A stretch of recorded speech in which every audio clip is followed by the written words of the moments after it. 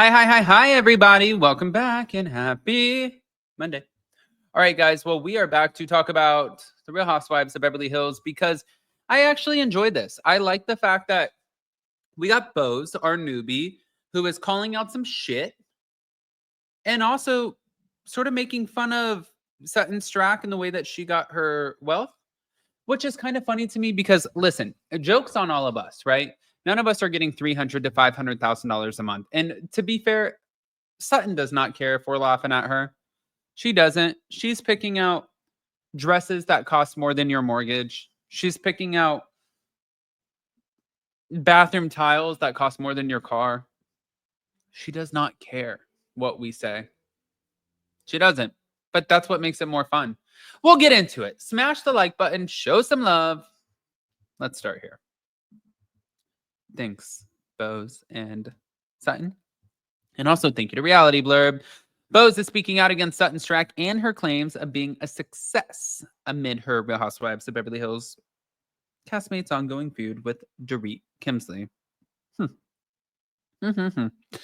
also reacting to claims of Dorit using her as an ally amid season 14, she shaded the hell out of Garcelle for her low blow and revealed if she had any show regrets. Bose detailed her plan for the reunion and commented on her potential season 15 return.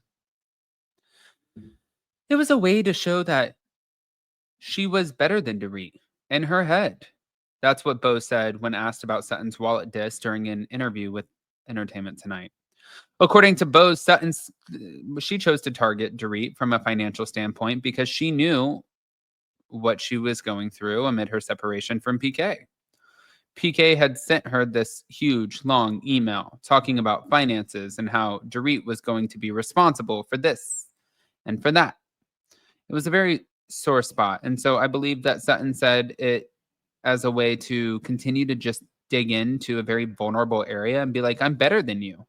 And she talks about her businesses, that she's more successful and all of this stuff. And I'm just like, girl, please don't brag unless you really have a solid cement house.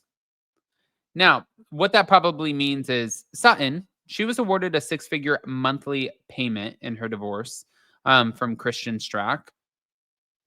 Yeah, she brought up her success, but Bose wanted to point out how she made her money. She said, but I just let her breathe. I'm like, let's not talk about wallets that don't belong to you, and let's not talk about successes that don't belong to you.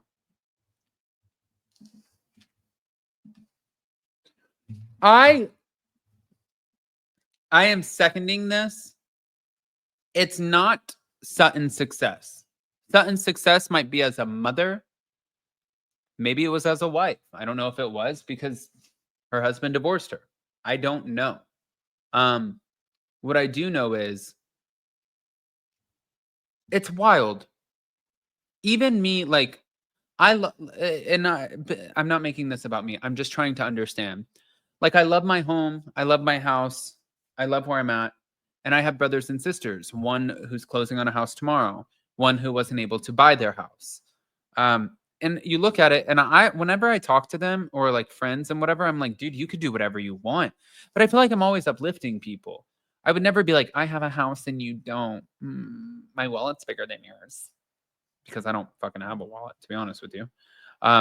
But for Sutton, you found out that your husband lied to you for a long ass time, invested in baseball teams, invested his money into all of these different things. He was very, very smart, clearly, in order for him to be able to award you this insane monthly income. It's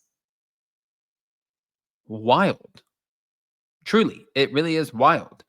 And if you sit there and kind of break it down, what she gets, but then how she brags about it, it's like, so you were married, I think she was married 17 years. You raised kids as a mother. I think that's incredible. But like, what are you? You're not like some crazy businesswoman. You got a boutique with unlimited funds. You never got a boutique like Kyle when she was just coming up with Mauricio, or Lisa Rinna, whose boutique, fell out, or I don't know, Kim D, whose boutique is no more. or Melissa Gorga, who has like you didn't. It's not like you. It's like if she doesn't sell shit, she can still pay the rent. It's a write off. It doesn't matter. It's just a failed business. You can do it for up to 2 or 3 years, and I think that's the difference. Bose was a big executive. She's the one who can speak on this. She's the one who can be like, sorry, Sutton, you're a big bag of bullshit. And I agree with that. But we're not done. No. Okay. According to Bose, Sutton chose to target Dorit from a financial standpoint because she knew what she was going through amid her separation from PK. PK had sent her this huge long email talking about finances and how Dorit was going to be responsible for this and for that. It was a very sore spot. And so I believe Sutton said it as a way to continue to just dig into a very vulnerable area and be like, I'm better than you. Again, I agree with that. I agree. I mean, I really, I do agree with this. She talks about her businesses, that she's more successful in all of this stuff. And I'm just like, girl, please don't brag unless you really have a solid cement house, right? Okay. Now, she said, I just let her breathe. I'm like, let's not talk about wallets that don't belong to you and successes that don't belong to you. But continuing on, Bose confirmed that she believes Sutton plays victim in situations of her own making and called her out as calculating, saying, I think she's actually very, very calculating. Then, speaking of her relationship with Dorit, Bose admitted that their connection was likely the result of time, place, and opportunity. I don't know if I had come in her 6th season, if we would have bonded like we bonded now. When I met her, she was in a very vulnerable place. And here I come, someone who's willing to listen, who didn't carry the baggage of 8 years of friendship to say, God, I don't want to hear her talk anymore. And as for the suggestion that Dorit only gravitated to her because she needed a buoy, Bo said that may very well have been the case. Maybe, but I'm not offended by it. In life, you often do need buoys. You need people who you can hold on to if you feel like you're drowning. But I think that we've created enough relationship, enough of a friendship that it's beyond just the trauma bond. She is so smart. I love this woman. I'm actually very surprised that it became such a contentious point that somehow me becoming friends with someone would offend other people and keep me from becoming friends with them. But while Bose didn't bond with the entire Real Housewives of Beverly Hills cast, she did take a liking to more than just Dorit. She said, I love Erica Jane. Erica's an incredible human. She's been through a lot, talk about somebody who's evolved, but she's still got her bite and she's so much fun. I love Garcelle. I think Garcelle is so much fun, and we didn't get to spend as much time together, but I think she's somebody I could really get along with. And that said, she didn't appreciate Garcelle's suggestion that she's Dorit's mouthpiece. She said it's a low blow. We all know that Garcelle has stuck up for Sutton for forever, and I'm not even mad at that. All of us have friends where if you were to get into a conflict with somebody, you would stand up for them immediately, and everybody needs that person. So I don't know how that became this villainous thing. But reflecting on her debut season, she said she has no regrets. She said, I really don't operate in a place of regret.